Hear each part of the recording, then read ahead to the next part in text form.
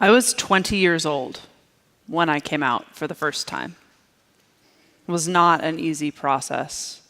I grew up in a small conservative town, and the lessons I learned there were not ones that were easily dismantled.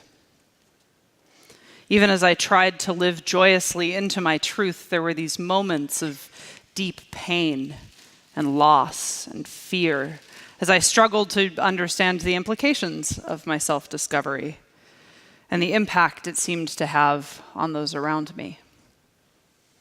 I can still remember walking down West 79th Street with my girlfriend at the time.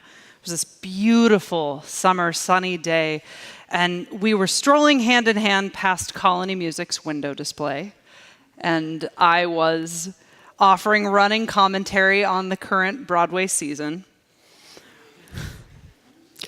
when a woman stormed up to us and asked me brusquely if we were sisters. I said, no.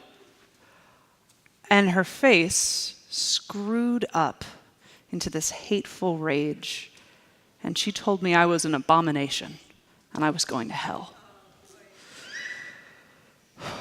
My girlfriend, who was older than I was and had been out longer, gripped me by the hand and pulled us away, yelling something back at that woman that I honestly do not remember because I was in a state of shock. See, I grew up in the church. I'm a pastor's kid. And up to that point, I was pretty certain I had done everything right. I'd given my life to Jesus. I'd sung in all the choirs. I'd memorized Bible verses. I'd gone on missions trips. I'd offered my testimony. I have journals filled with Bible study notes and private prayers, discussions with God about all the things that are going on in my life. And even as I had struggled to square my faith with my life, I'd been diligent and I thought I had a pretty good handle on my relationship with God. But I have to be honest, when I encountered that level of hate, and from someone who claimed to believe what I believed, I was shaken. And it was hard to hold on to God. It was hard to feel like God was still with me. Because privileged as I was, I had always had a family. I had always had church. And when I suddenly had neither, it was so much harder to stay grounded and believe. The psalmist this morning knows a little bit about that struggle. That's one of the reasons I love this text, and I thought it would be a good place to start as we kick off Pride. Because both in the part we're reading this morning and in the totality, Psalm 27 is about the desire to find God even in the face of great obstacles. The psalm itself is usually broken up into two parts. Verses 1 to 6 make up what scholars call the psalm of trust, an affirmation of God's power and presence, even in the midst of dire situations. And verses 7 to 14 do kind of a similar thing, but are considered an individual petition.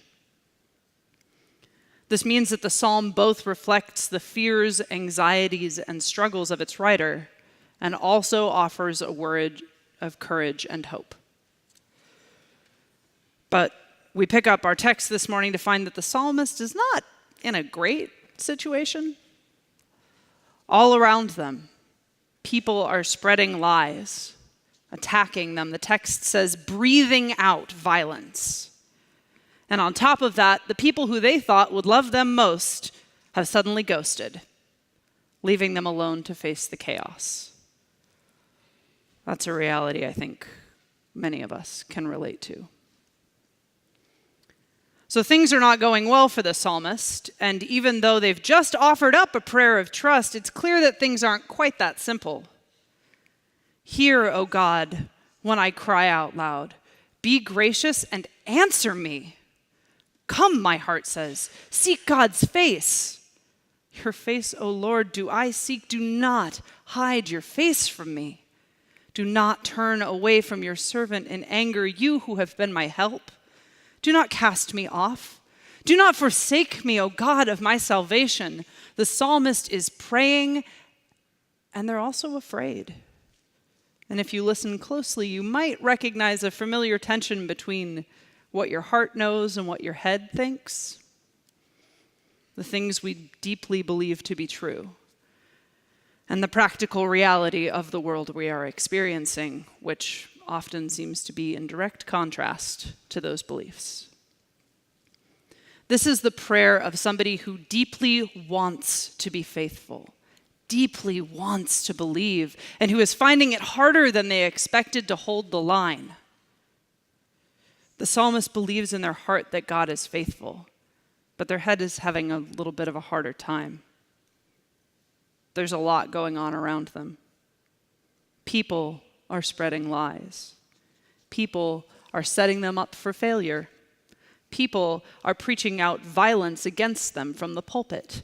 People are passing laws that limit their humanity. People are discriminating against them so they cannot get stable housing or a steady job. People are targeting them simply for walking down the street. People are not even certain they're fully human, and they're saying it in the name of the psalmist's God.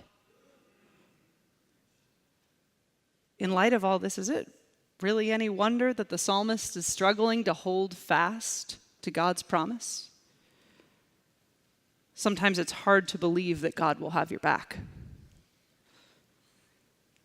I am reminded of Mark 9:24, and another person in pain, a father whose child is dying, crying out, "Lord, I believe, help my unbelief." It's kind of a remarkable prayer. Sometimes, especially in the midst of hard things, it can feel like God is nowhere to be found. So there's a lot of fear and anxiety in this psalm. But what I want us also to notice is that neither the fear nor the anxiety stop the psalmist from bringing them to God. Now that may sound simple, but I think the reality is that it's often much harder than it sounds. Especially if you're getting messages left, right, and center that some parts of you have no place in, say, a church. Have you ever felt like you couldn't bring all of you to God? Like worship had no place for your sadness or your anger or your rage, or maybe your doubt? I know I have. And yet that's one of the reasons that I love this psalm. Because not only does it name this very human fear and emotion that we struggle with in hard times, but it also reminds us that God has room for all of those things. Dr. Willie Jennings says that doubts are an essential part of the conversation we have with God and important for developing our faith. Because when we insist on staying engaged in that relationship, we have permission to ask all of our questions. This is not blind faith. We haven't torn ourselves out of the conversation. Anything that can be brought into prayer is part of God's ecology.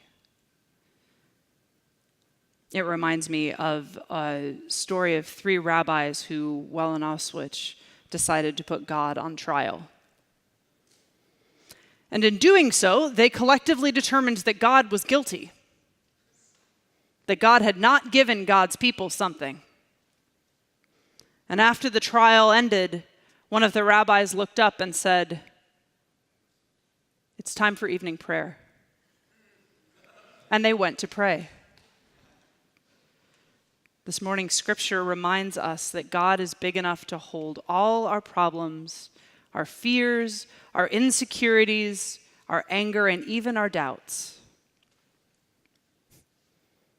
I remember this one moment where I was really overwhelmed, really sad, and I was listening to Andre Patterson's version of "The Lord is Blessing Me."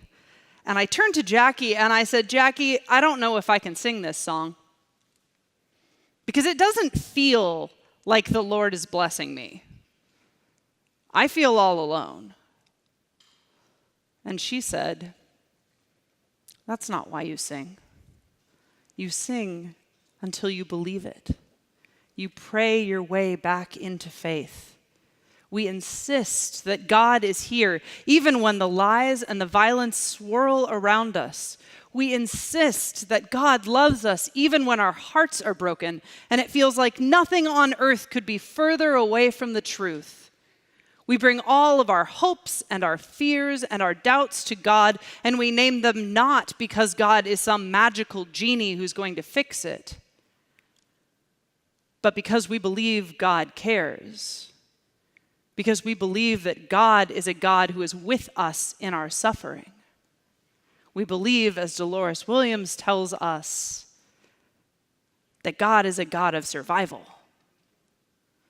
We keep praying because if we stopped, it would mean believing the lies of all the people around us who are spewing hate. And those lies are not God's heart for us. Even if my father and mother forsake me, the Lord will take me up. And I believe that I will see the Lord again in the land of the living. So I don't know who needs to hear this today, but I want you to know that God has not left you simply because your family did, or because your friends did, or because your church did. None of those things are God. God is a God who is on our side, who shows up in the middle of our darkest hour. God is our glitter family. Those of you who don't know, glitter family is a term coined by author S. Bear Bergman for our chosen families. Those people in our lives who, blood relation or not, have our backs, help us along, and love us when we cannot imagine loving ourselves. He calls it glitter family because he says, glitter is known to be shiny and unruly, easy to get and hard to get rid of.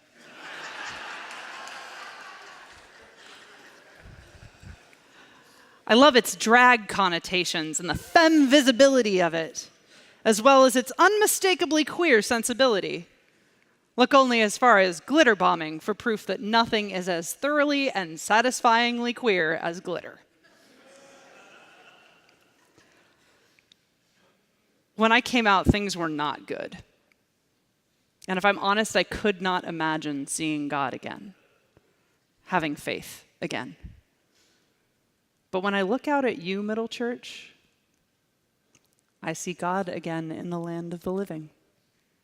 I see color, I see possibility, and I see glitter, figuratively and literally.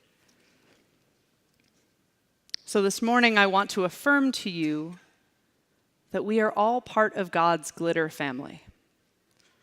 Because the thing about glitter is it never really goes away.